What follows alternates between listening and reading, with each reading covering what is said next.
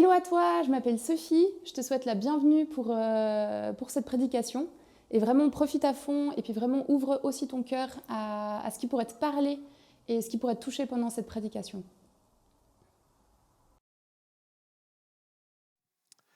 C'était bien que Yves prie pour les autorités. Je vous dis une chose que nous, comme Église, nous sommes en train de faire.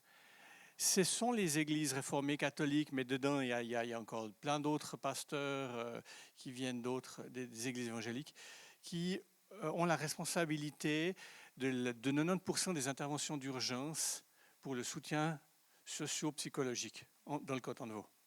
Il y a une équipe qui s'appelle l'équipe de soutien d'urgence, dont je suis le patron. Et cette année, on est parti pour 300 interventions. Presque tous les jours, la police nous appelle en disant, là, nous, on n'y arrive pas tout seul. Et ça fait tellement sens de pouvoir, alors il n'y a pas que des chrétiens dans cette équipe, mais il y a aussi il y a d'autres gens qui ont d'autres métiers, qui viennent d'autres horizons. Mais c'est vraiment une œuvre des églises qui payent pour ça. Et ça veut dire que les églises payent pour envoyer des gens dans le pire moment de la vie des gens. Et je crois que c'est une façon d'avoir de l'influence dans la société en servant. Parce qu'on n'a aucune influence, je veux dire, on ne prend pas de décision. Hein. Mais puisque c'est le jeûne fédéral, et puis qu'il en parlait, je me suis dit qu'il fallait que je vous en parle. Voilà. Ce n'est pas mon sujet à part ça. Savez-vous ce que disent les gens qui entrent dans une église, et pas seulement la vôtre, quand ils n'ont jamais mis les pieds dans une église? L'immense majorité des gens qui entrent dans une église, ils ont un problème. Hein? Ils cherchent le crucifix. Oui, non, alors ça c'est un problème annexe. Alors ça, ils peuvent l'avoir ici, effectivement. Non, ils ont un problème. Si vous leur demandez, ils vont vous dire, je ne me suis pas senti accueilli. Et ce n'est pas que l'équipe d'accueil n'était pas souriante, ce n'est pas que vous n'êtes pas tous très gentils et très jolis. Ça n'a rien à voir avec ça.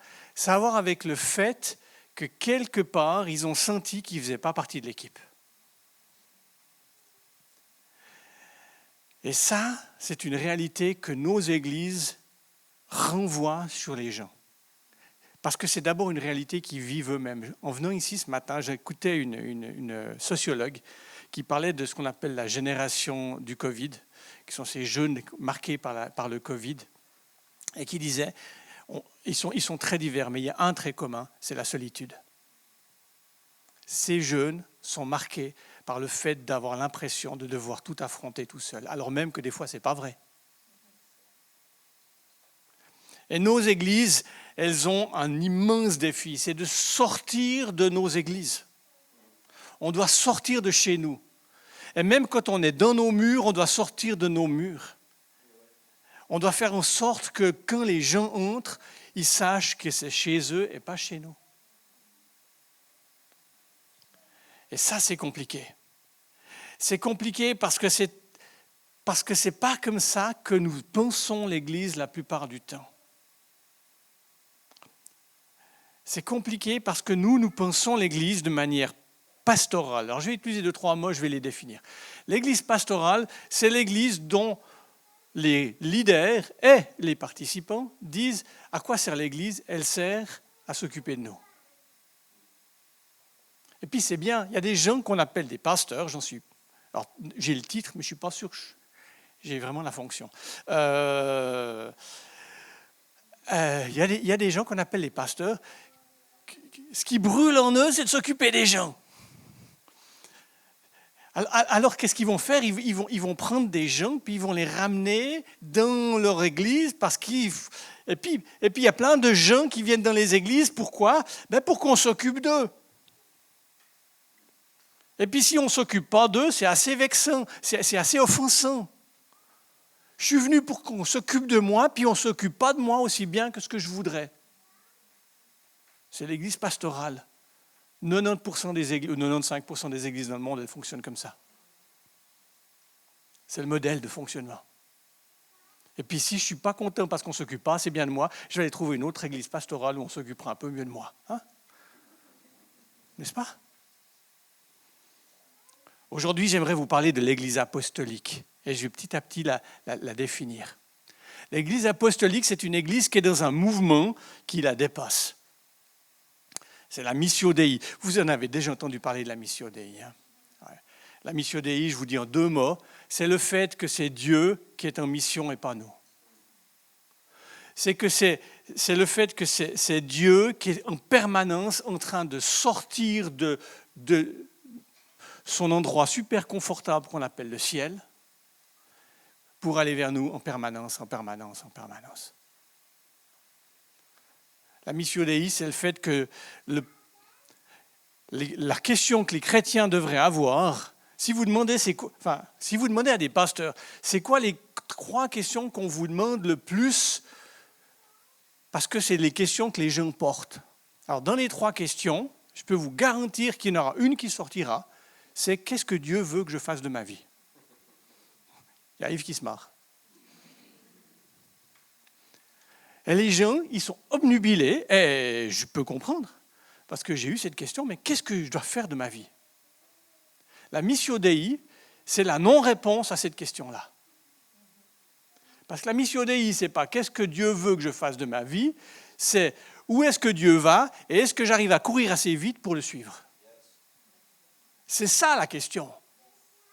Il y a quelques années, ils avaient fait un sondage, je crois que c'était au Danemark, ou je pars par là-haut. Et dans les questions qu'il y avait, il y avait une question qui était « Qu'est-ce que dans les 3 dernières semaines j'ai fait qui a empêché l'œuvre de Dieu ?» Savez-vous la réponse qui a été le plus donnée? La réponse c'est « Je ne comprends pas la question ». Parce que c'est... Mais moi, je la comprends 100%. Mon problème, c'est de courir assez vite, à la vitesse où Dieu va. Et soit dit en passant, quand il s'arrête, de m'arrêter aussi. Et ça, c'est un autre problème. Ça s'appelle le Shabbat. Mais bon, on ne va pas venir là-dedans aujourd'hui. Notre travail, c'est ça. C'est pour ça qu'il y a ce verset 1 Jean 4, 14, qui dit ceci. Il va peut-être être projeté. Oui, vous l'avez, bravo. Et nous témoignons, pour l'avoir contemplé, que le Père a envoyé son Fils comme sauveur du monde. Nous, notre job, c'est de témoigner de ce que quelqu'un d'autre a envoyé quelqu'un d'autre.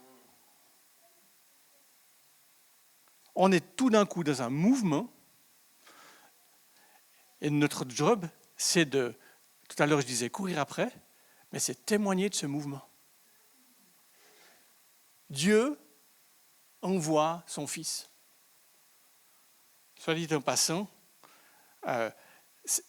il n'envoie pas que son Fils, il envoie plein de monde. Lisez la Bible.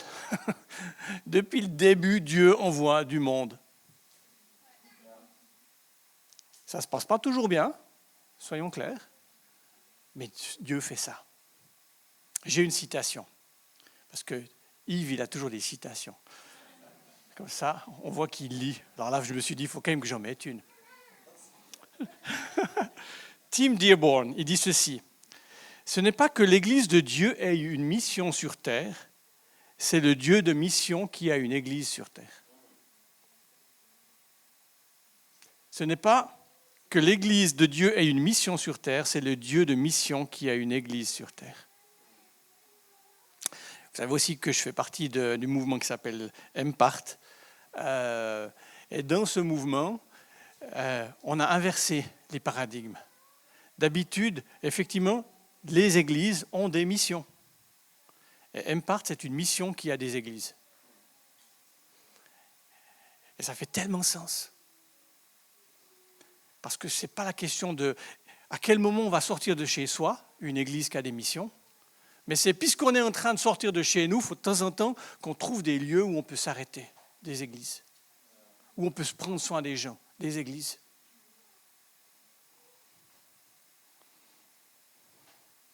Bon, la Missio Dei pour ceux qui sont fatigués. Imaginez un billard. Vous avez la boule blanche qui a comme job d'aller impacter une autre boule de couleur de façon extrêmement précise pour lui transférer son énergie. La boule blanche va s'arrêter et l'autre va démarrer dans une direction si possible précise, sauf quand c'est moi qui joue. Ça, on fait des trucs, puis on espère que de temps en temps, ça tombe dans les trous. Et ça, c'est la mission Dei. Dieu, c'est la boule blanche. Il va impacter, et son énergie et la direction dont il nous impacte, la façon dont il nous impacte, vont nous mettre en route. Et son énergie cinétique est transférée à la boule suivante, c'est à nous. Ça s'appelle Pentecôte, en français, biblique. Et ça, c'est de tout temps. C'est de tout temps. Il ne fallait pas attendre Jésus pour que ça se fasse. C'est de tout temps. Dans l'Exode, au chapitre 3, c'est le contexte du buisson ardent. Vous vous souvenez peut-être de l'histoire de Moïse, ça fait il est élevé en Égypte, il s'enfuit après avoir tenté de libérer son peuple, ça s'est terminé dans un bain de sang, ça n'a pas fonctionné. Il passe 40 ans à courir derrière des chefs dans la montagne. La question c'est qu'est-ce que je dois faire de ma vie? C'est une bonne question pour lui, mais il n'a pas de réponse. Hein. Jusqu'à ce que dans un buisson ardent, il entend la voix de Dieu qui lui dit ceci. Moïse dit à Dieu, voici, je vais aller vers les fils d'Israël et je leur dirai. Oui, parce qu'il a déjà été envoyé. Donc, le coup du billard, ça s'est déjà transmis. Sauf que Moïse, il a besoin de se dire, ok, mais je vais faire quoi quand je vais partir? Voici, je vais aller vers les fils d'Israël, je leur dirai, le Dieu de vos pères m'a envoyé vers vous. S'ils me disent quel est son nom, que leur dirai-je? Dieu dit à Moïse, je suis qui je serai. Il dit, tu parleras ainsi aux fils d'Israël, je suis, m'a envoyé vers vous. En termes modernes, c'est quoi qui est en train de se passer? C'est Dieu qui dit, la seule chose que tu dois faire, c'est leur transmettre mon ADN. Parce que dans la pensée biblique, le nom, c'est l'ADN. C'est l'identité profonde. C'est ce que vous ne pouvez pas vous empêcher d'être. Parce que votre ADN, s'il dit que vous avez des yeux bleus, vous aurez des yeux bleus. Hein. Je veux dire, ce n'est pas une question de choix. Si il dit que vous faites 1m90, vous ne pouvez pas décider de faire 1m50.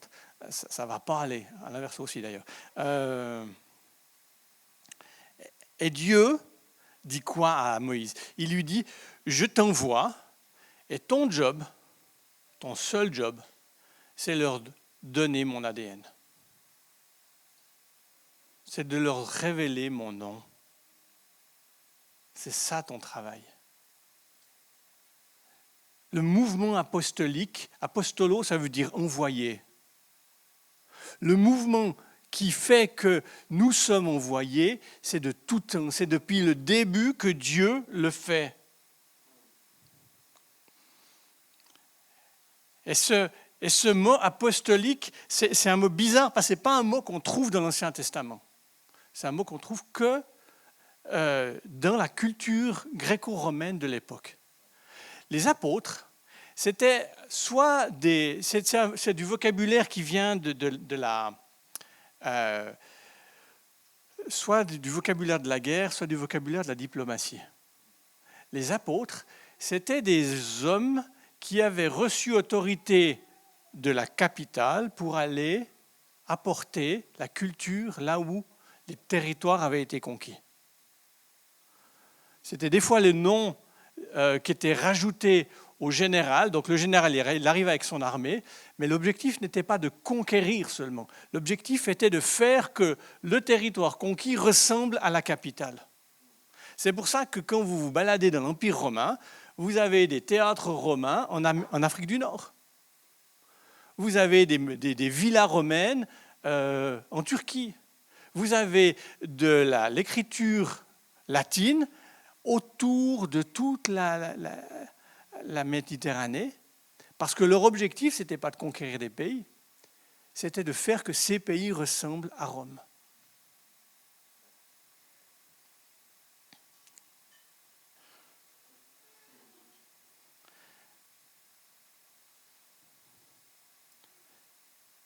Et de tout temps, dans la Bible, dans l'Ancien et dans le Nouveau Testament, Dieu fait ça. Il envoie des hommes et des femmes. Savez-vous qu'il y avait une femme apôtre? s'appelait Junia. Vous trouvez ça dans la lettre aux Romains. Il y en a qui ont toussé en comprenant que c'était un prénom féminin, en disant comment ça une femme apôtre, déjà qu'une femme pasteur, mon Dieu. Mais vous en avez des montagnes. Abraham, il est envoyé par Dieu. Il doit partir de chez lui. Eliezer, il est envoyé par son maître. Moïse, il est envoyé. On a les prophètes. Les prophètes, c'est tous des gens qui sont dans ce mouvement où Dieu ne peut pas rester chez lui. Et qu'est-ce qu'il fait? Il transmet cette énergie-là sur d'autres personnes qui vont sortir de chez eux pour aller s'approcher de la réalité. Et puis dans l'Ancien Nouveau Testament, vous avez Apollos, Silas, Timothée. On pense aux 12 apôtres, nous. Ils étaient bien plus nombreux que ça. C'est un mouvement apostolique. Et nous devons être dans un mouvement apostolique. Ok, pour ceux qui sont fatigués, c'est quoi un mouvement apostolique? Astérix est le domaine des dieux. Vous l'avez tous lu, quand même. Ok, on est d'accord. Alors, Astérix, c'est le domaine des dieux. L'idée, c'est quoi? Il y a un gars, je ne sais plus comment il s'appelle, qui va vers César pour lui dire « On n'arrive pas à les conquérir par la force, on va être plus futé que ça. On va les conquérir par la culture. On va les assimiler par la culture. » Bon, alors l'histoire se termine mal pour les Romains, mais dans la pensée biblique, l'histoire se termine bien. Puisque si vous lisez l'Apocalypse, eh ben vous voyez soudain qu'à la fin des temps, la terre ressemble au ciel. Alors là, il s'agira dans Astérix d'amener les termes où on se lavait. Enfin, il fallait amener toute la culture romaine. Et l'idée, c'était de dire, on va amener la culture romaine, ça va en faire des Romains. L'idée de Dieu, c'est qu'on va amener ce qui vient du ciel, et ça va en faire des fils et des filles du ciel. C'est ça une église apostolique.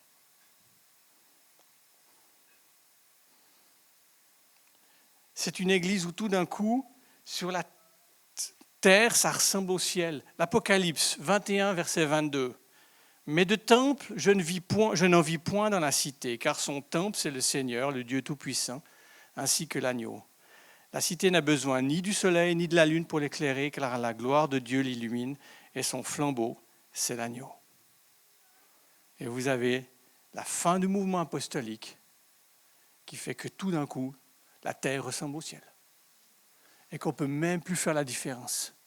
Il n'y a plus de temple, il n'y a plus d'interface qu'on doit construire. Tout d'un coup, les choses ont complètement fusionné l'une avec l'autre.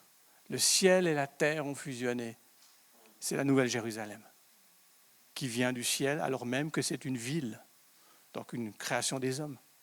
On voit bien tout le temps la fusion. Ça, c'est le bout de ce que Dieu nous demande. Alors, ça va prendre du temps. Ça va prendre du temps jusqu'à ce que les choses se fassent. Mais une église apostolique, c'est une église qui est dans ce mouvement-là. Petite parenthèse, une église apostolique, elle pourrait être offensante pour un certain nombre d'entre nous. Il y a de nouveau Yves qui se marre, parce qu'il sait exactement de quoi je parle. Parce que quand vous êtes une église apostolique, votre premier objectif, ce n'est pas de vous occuper de ceux qui sont là. Oui, mais avec tout l'argent que je donne, oui, mais je suis là tous les dimanches matins, oui, mais je suis une pauvre petite chose, j'aimerais qu'on s'occupe de moi. Oui, amen, on va s'occuper parce qu'il y a quelque chose de... Le ministère pastoral, il reste vrai.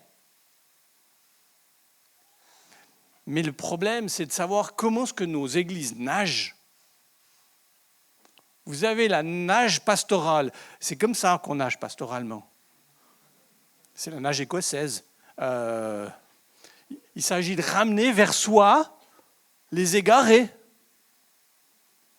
ou les blessés de la vie. Et c'est juste, comprenez-moi bien. C'est juste. Sauf que la nage pastorale, c'est la troisième nage dans la course que Dieu... Vous avez vu aux Jeux Olympiques, il y avait le machin 4 nages, là. Comme la pizza 4 fromages. Je pense que dans la course que l'Église est appelée à faire, il y a 3 nages. Il y a une première nage qui doit ressembler à de la nage papillon. C'est que vous allez prendre en haut quelque chose pour donner de l'énergie en bas. Alors, je ne peux pas faire ça avec mes 2 bras parce que sinon vous n'entendrez plus. Mais vous voyez bien la nage papillon. On va chercher quelque chose très en haut pour faire avancer ce qui est là-dedans, en bas.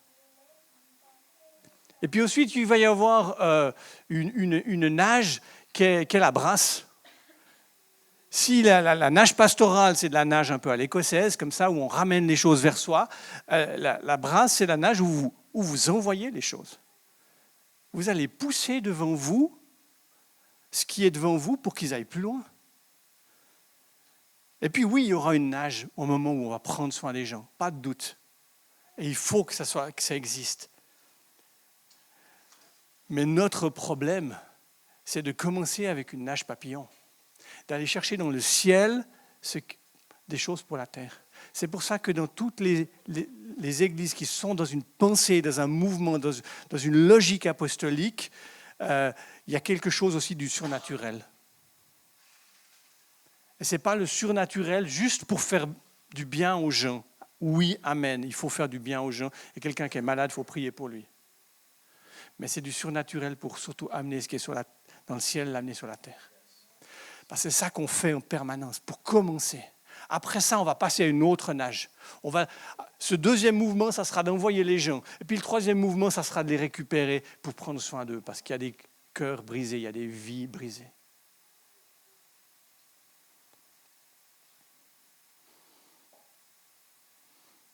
Éphésiens 2, 19. Je crois que je vous l'avais donné. Oui, c'est ça. Voilà. C'est pourquoi, écoutez bien, c'est pourquoi vous n'êtes plus des étrangers. Au début, je vous ai parlé de ce sentiment de solitude. Et Paul dit, vous n'êtes plus des étrangers.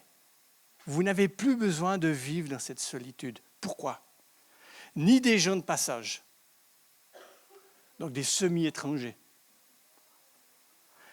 Mais vous faites partie du peuple de Dieu, vous en avez tous les droits et vous êtes de la famille de Dieu. Voilà tout d'un coup des hommes et des femmes qui ne sont plus seuls. Ils ont une famille. Ils savent avec qui ils font leur vie. Vous êtes devenus la maison qui a pour fondation les apôtres et les prophètes. La pierre principale, c'est Christ lui-même. L'Église apostolique, elle est basée sur les apôtres et les prophètes. Certains se sont demandé ce que ça voulait dire. Il y a eu plusieurs interprétations. Une interprétation, c'était un peu une interprétation doctrinale, elle n'est probablement pas fausse. C'était qu'il s'agissait de se baser sur l'enseignement des prophètes et des apôtres. Oui, amen, on va se baser sur l'enseignement de la Bible. Mais je ne suis pas sûr que ça s'arrête là, ce que Paul veut dire. Je crois que Paul est en train de dire, l'Église, elle est basée sur les prophètes et les apôtres. C'est quoi les prophètes et les apôtres ? C'est ce mouvement, et je ne parle pas de personne d'abord en tant que, ça y est, je m'appelle prophète, je m'appelle apôtre, encore mieux, j'ai gagné des grades et puis tout le monde me respecte. Ça n'a rien à voir avec ça. Hein. Vous avez compris que c'est une question de mouvement. Hein. Elle est basée sur les prophètes et les apôtres. Pourquoi ? Parce que les prophètes et les apôtres sont ceux qui vont chercher au ciel des choses pour les ramener sur la terre. Et parce que ces hommes et ces femmes ont comme ça, comme premier poids, il faut que l'Église soit dans ce mouvement apostolique et prophétique. Est-ce que tout le monde soit un apôtre ? Non, quelle horreur. Quand vous n'avez que des gens qui sont apôtres, les pauvres gens qui viennent à l'Église, il n'y a personne pour s'occuper d'eux. Il faut des cœurs de pasteurs. Il faut des enseignants. Il faut tous les ministères, il faut des gens qui organisent, il faut des gens qui... Tout ça, c'est vrai, mais la question, c'est dans quel mouvement ? À Empart, pour qu'une église soit une église, on a 3 critères. La première, c'est qu'il doit y avoir 12 personnes baptisées, donc 12 personnes qui sont persécutées. Parce que quand un de vous, voilà, vous êtes baptisé, vous êtes persécuté. il vous faut que ces gens se voient régulièrement. Et puis, il faut que cette église ait comme intention ou soit déjà en train d'implanter une autre église. Ça veut dire qu'elle parte dans nos critères à nous. Vous n'êtes pas une église si vous ne voulez pas en implanter une autre. Je peux vous dire que ça disqualifie 90% des églises dans l'Occident. Parce qu'on se dit, c'est quand même hautement suspect, un pommier qui dit « moi je ne veux pas faire de pommes » pour que mes pommes tombent à terre et que des graines qui sont dans la pomme naissent un autre pommier. Donc le pommier qui dit « moi je garde mes pommes et je ne veux pas les donner plus loin », c'est hautement suspect. C'est à se demander si c'est vraiment un pommier ou s'il a compris ce qu'il faisait sur la terre.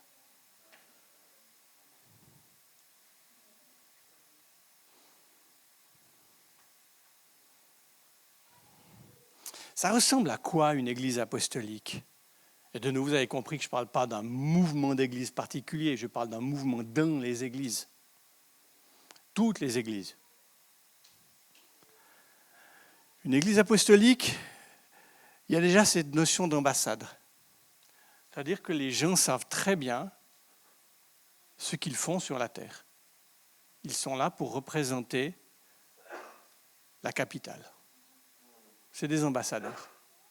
Quand vous êtes ambassadeur, j'en connais quelques-uns, je peux vous promettre, ils se mettent peu les doigts dans le nez quand ils sont dans la capitale, et les doigts dans les oreilles, et ils sont extrêmement polis, extrêmement bien réglés. Parce qu'ils représentent quelqu'un, donc ils savent en permanence qu'on les regarde, et quand on les regarde, l'ambassadeur de Suisse à Moscou ou à Washington, cet ambassadeur, quand les gens le regardent, ils savent très bien qu'il regarde la Suisse. Donc le gars, il se comporte picobello. Parce qu'il porte ça. Quand je vais au travail, je porte le fait que je représente ça. Je discutais avec une de mes filles hier, on a fait du rafting ensemble, et elle me disait, j'étais dans un milieu pendant ces dernières semaines, bon, voilà, ils parlaient beaucoup d'alcool et de sexe, parce que c'était ça qui les intéressait, et puis c'est pour ça qu'ils sont sur Terre. Et qu'est-ce que je fais? Je suis une ambassadrice, et je reste. Est-ce que je me tais? Des fois, oui, c'est pas grave. Mais ce que je suis, je le représente. D'où je viens, je le représente. Au travail, dans le bus, dans la famille, avec les amis. Et puis il y a un deuxième aspect dans l'Église apostolique, c'est qu'elle est faite d'architectes. C'est des gens qui pensent comment est-ce qu'on va transformer la réalité. Une Église apostolique, elle ne cherche pas seulement à évangéliser, elle cherche à transformer la réalité. Je vous rappelle que Home, ce n'est pas une église à Lausanne, c'est une église pour Lausanne. Et ça veut dire qu'il y a la question, il n'y a peut-être pas toujours la réponse, mais il y a la question qui nous habite en permanence. Comment est-ce que je vais transformer la réalité autour de moi? C'est pour ça que c'est un tout petit peu offensant, parce qu'il ne s'agit plus de moi, il s'agit des autres. J'aimerais bien que ça s'arrête à moi, l'évangile. Or, il me traverse, il passe par moi, mais il ne s'arrête pas à moi. Une église apostolique, c'est une église qui fonctionne comme une famille. Parce que si l'objectif, et on l'a vu avec Moïse, c'est de transmettre l'ADN de ce qui est au ciel sur la terre, il se trouve qu'au ciel, c'est une famille. Le Père, le Fils, le Saint-Esprit, ça s'appelle une famille. Et une église apostolique, elle va toujours avoir cette notion de famille. En fait, on fait sur la terre comme au ciel. D'ailleurs, le Notre Père, il commence comme ça, il commence de façon apostolique. Vous avez vu comment le mouvement du Notre Père, il est génial. Notre Père qui est aux cieux, on est là-haut, Que ton nom soit sanctifié, on est là-haut. Que ton règne vienne, on commence à descendre. Que ta volonté soit faite sur la terre comme au ciel. On commence à avoir ce mouvement qui unit le ciel et la terre. Ensuite, on va aller visiter la terre de façon très très concrète. Hein. Le pain de ce jour, le pardon, etc. Hein, la tentation. On va être dans des choses très très de la terre. Et puis là, notre Père, il va se terminer avec « Car c'est à toi qu'appartiennent le règne, la puissance et la gloire ». Et vous avez ce mouvement qui part du ciel, qui vient visiter nos réalités. Et qui ne s'arrête pas là. Et qui finit au ciel. C'est pour ça que quand les disciples demandent à Jésus « Apprends-nous à prier », ça veut dire « Apprends-nous à répéter les mêmes mots », c'est sûrement très utile, mais ce n'est pas ça dont Jésus parle. Il est en train de dire « Voilà ce que c'est que la prière ». Ouh, c'est ça la prière.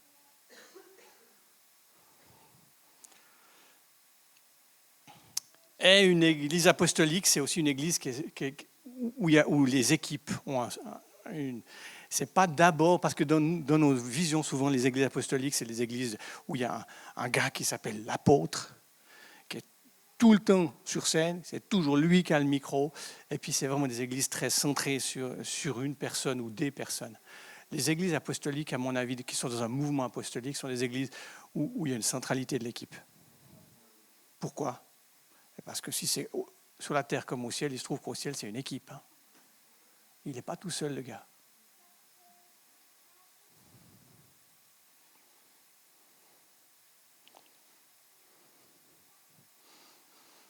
Je ne vous ai donné aucune réponse aujourd'hui. Vous n'avez rien. Mais non, vous êtes. Qu'est-ce qu'il faut faire ? Qu'est-ce qu'on va devoir faire ? Alors, il y a peut-être un bout de réponse qui consiste à dire « Je ne suis pas au cœur de l'histoire ».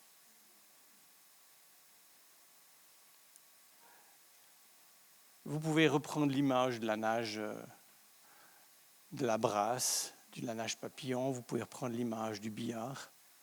Vous pouvez reprendre l'image d'Astérix et le royaume des dieux. Mais la question, c'est... Seigneur, puisque toi, tu es en train d'aller à toute vitesse, comment est-ce que je peux suivre ? C'est ça ma question. Comment est-ce que nous pouvons suivre comme communauté ? Comment est-ce qu'on va faire ces choses-là ? S'il y avait des réponses toutes simples, on les donnerait. Hein. D'abord, il y aurait quelqu'un qui les aurait trouvées, il serait milliardaire, et il vendrait beaucoup de livres et tout le monde ferait comme il dit. Or, il se trouve que c'est suivre un mouvement et ce n'est pas appliquer des modèles. Appliquer des modèles, vous écrivez le modèle, on fait le modèle, boum, ok, on l'adapte. Mais ça ne marche pas comme ça. Essayez de courir derrière Dieu. Vous êtes sûr qu'il va là-bas. Et tout d'un coup, vous réalisez qu'en fait, il est là. Et vous devez prendre un sérieux virage. Hein. En disant, oh, mince. Et quand vous dites, je sais où il est, je sais ce qu'il fait, hop, il est là. Parce que l'objectif de Dieu, c'est que vous le suiviez. Ça s'appelle des disciples. Un disciple, c'est quelqu'un qui suit Dieu. Il se trouve que Jésus, il était à peu près insuivable. Chaque fois que les disciples pensaient avoir compris ce que Jésus disait, cling, alors ils partaient tout droit. Et Jésus leur disait, non mais attends les mecs, vous êtes dans le champ. Hein. Vous avez raté le virage. Il faut aller là. Alors ils partaient à fond dans cette direction-là. Et hop, là, ils étaient dans l'autre champ. Et Jésus qui disait, non, mais c'est là. C'est trop bien la vie chrétienne. C'est trop bien, c'est trop drôle. C'est passionnant, c'est compliqué. Puis c'est super simple en fait. Je suis dans un mouvement apostolique. Le premier apôtre qui a été envoyé, la Bible dira le véritable, c'est Jésus. Et moi aussi, j'ai été impacté. Et ça m'a mis en route. Puis si on arrive à être un tout petit peu meilleur que moi au billard, dans nos vies, c'est pas mal. Simplement taper des trucs en espérant qu'il y a quelque chose qui se passe, mais qu'on est un tout petit peu stratégique. Ah, on va prendre cet angle-là, parce que ça fait sens pour ça. Mais de nouveau, je n'ai pas de réponse pour vous. Bienvenue dans la merveilleuse aventure des disciples. Amen. On va rentrer dans la temps de louange. Je crois que le premier chant, il dit exactement ça. Il dit, il ne s'agit pas de moi, il s'agit de lui. Et parce qu'il ne s'agit pas de moi, il y a un mouvement qui consiste à me dessaisir de certaines choses dans ma vie. Même de certaines questions, même de certaines attentes. Mais il y a un mouvement qui consiste à me dessaisir pour pouvoir me lancer dans cette course où on le suit. Amen.